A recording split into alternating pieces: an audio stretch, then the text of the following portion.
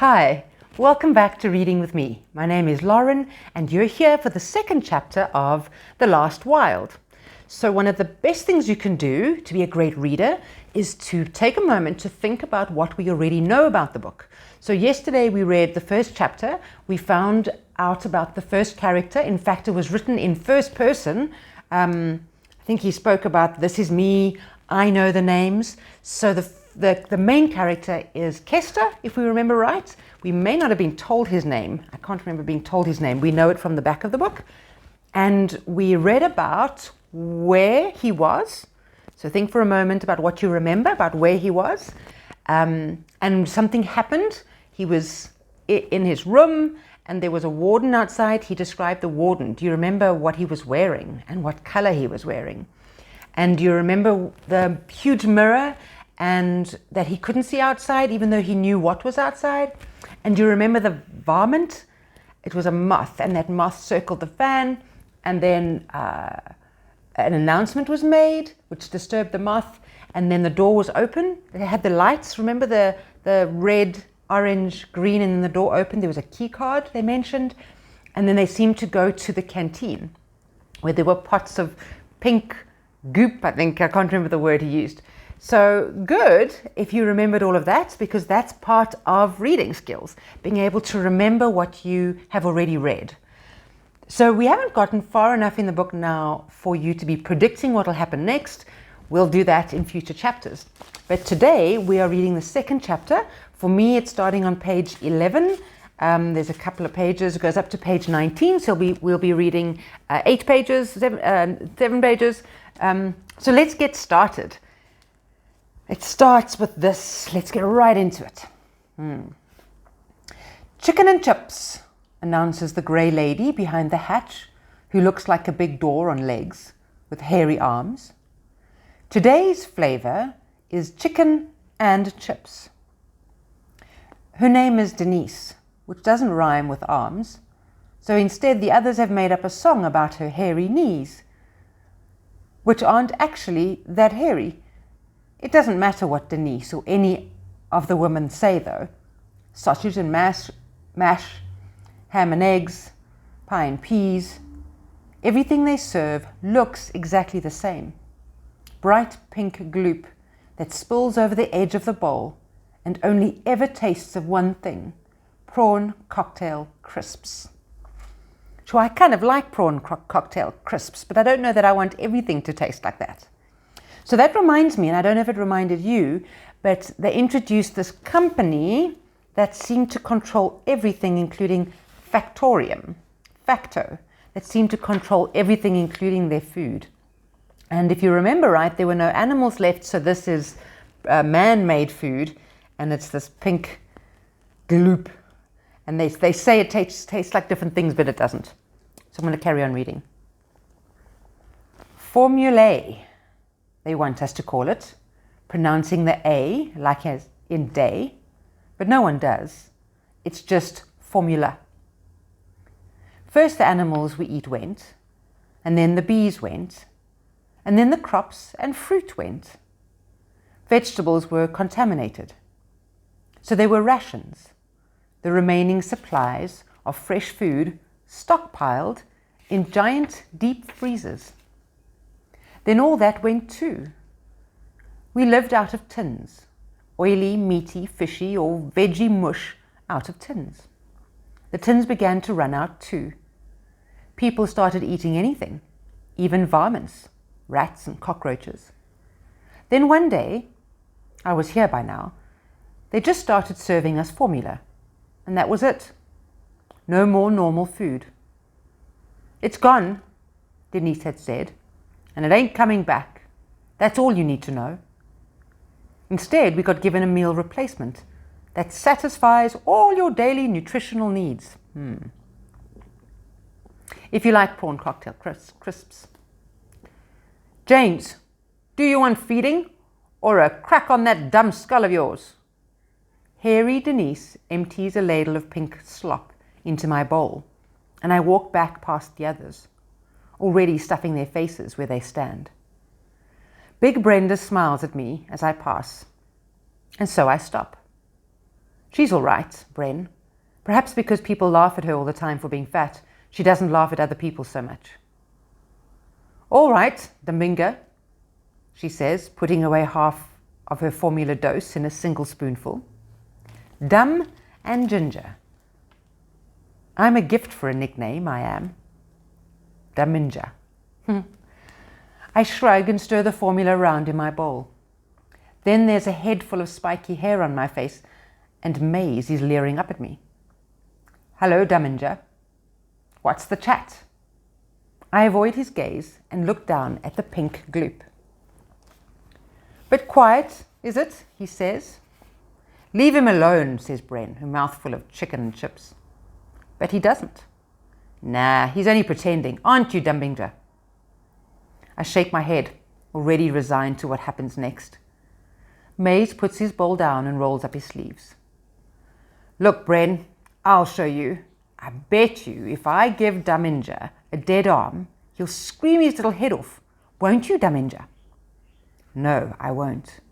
A, because I can't, and B, I'm not in the mood for this today. So holding my bowl close to my chest, like a shield, I press past him and the others. I hear Maze spit with disgust on the ground behind me and laugh. Even though it's the worst thing to do, it's impossible not to. I turn back round. They're all just staring at me.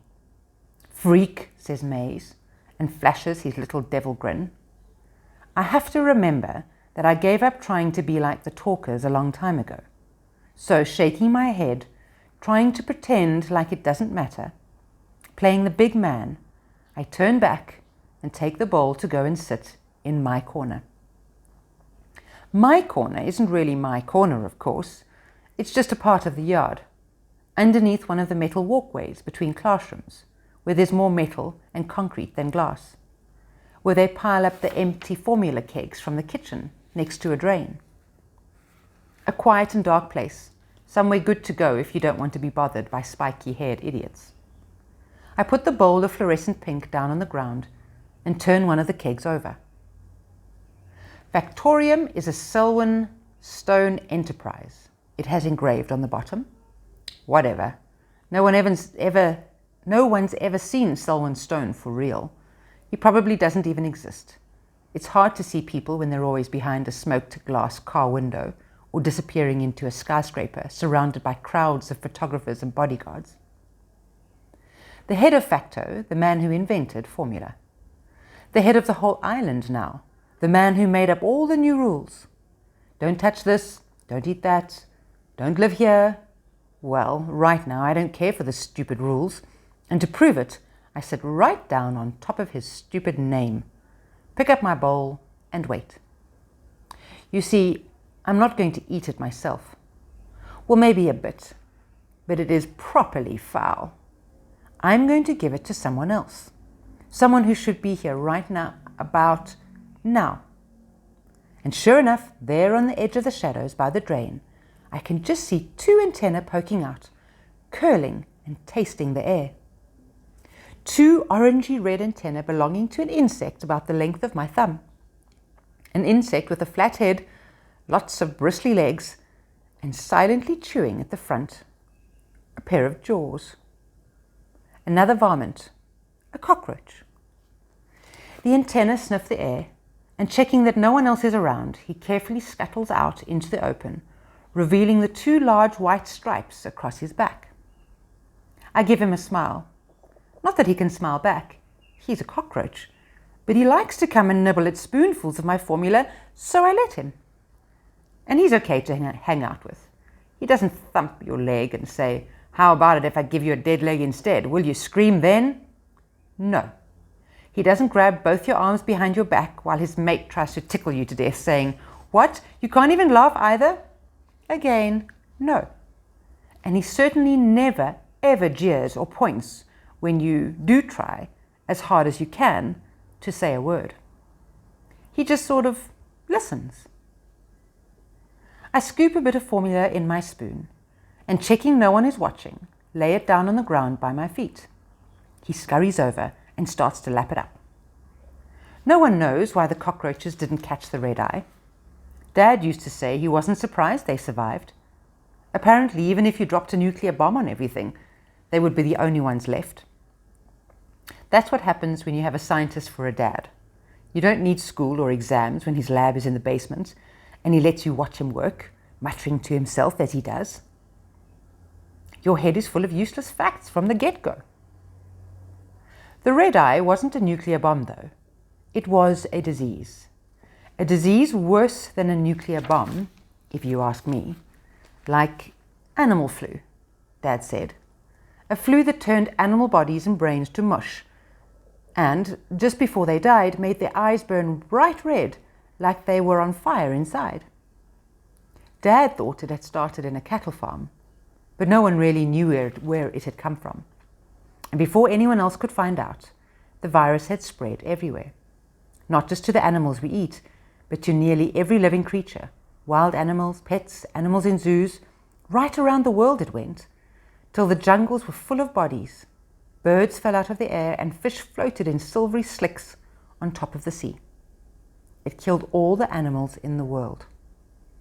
All, that is, apart from the useless ones. The ones we couldn't eat. The ones that didn't pollinate crops or eat pests.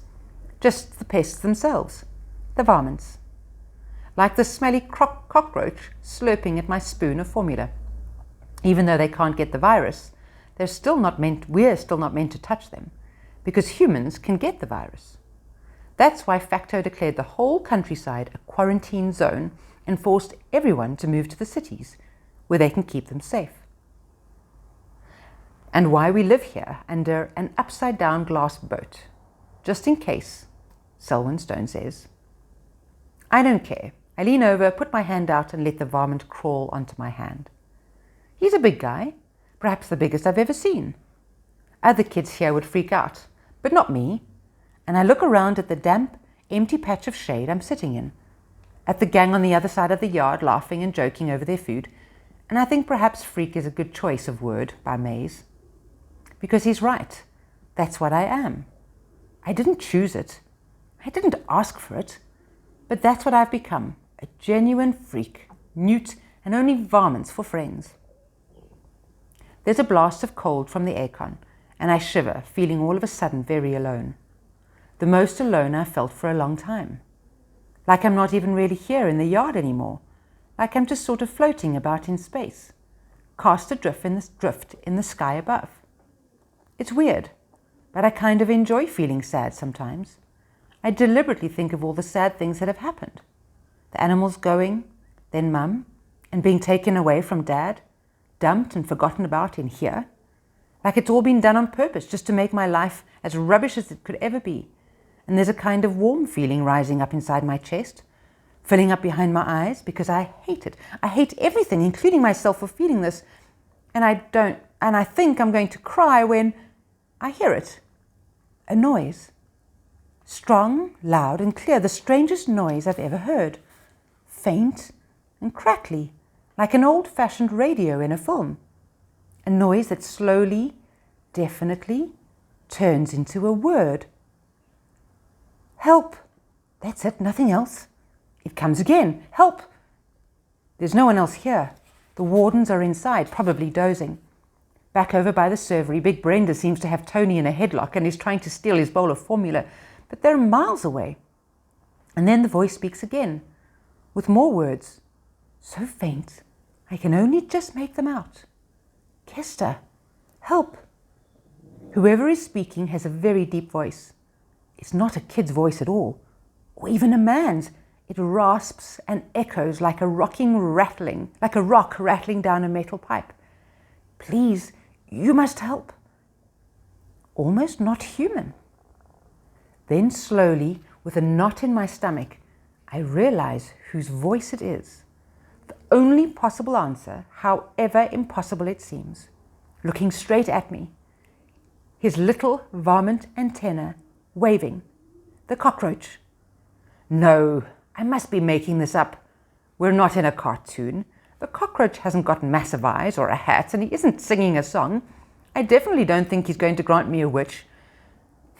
He's just an insect sitting on my hand. And yet, I can hear him. He's trying to speak to me. The cockroach flicks his antenna impatiently before we are both plunged into shadow. The shadow of a warden looming above us, a heavy hand on my collar, hauling me to my feet as the varmint tumbles to the ground and scurries back to the drain. He pauses on the edge, looks at me one last time, and then dives down into the hole without another word. What was I thinking? Cockroaches can't talk. I can't talk. Nothing has changed. Which is when the warden says the words no kid at Spectrum Hall ever wants to hear. The doctor will see you now. Oh, that was quite a good chapter. Oh my gosh, that was really interesting. The story is moving along faster than I thought it would. Okay, so tomorrow is chapter 3. We carry on. I hope you're enjoying it. I hope you enjoyed your time with us. Sure, do you know that was only 13 minutes, maybe 14 minutes? You have really done a very good thing sitting and listening. I hope you're liking it. Give me a thumbs up or a bit of love. If you want me to read on, we'll be doing it every day. You don't have to start now. You can kind of hoard the videos and watch them or listen to them all at once in a couple of days' time. But I hope you're well. I hope you're enjoying your holidays. I hope you're enjoying your reading. I'll see you soon. Bye.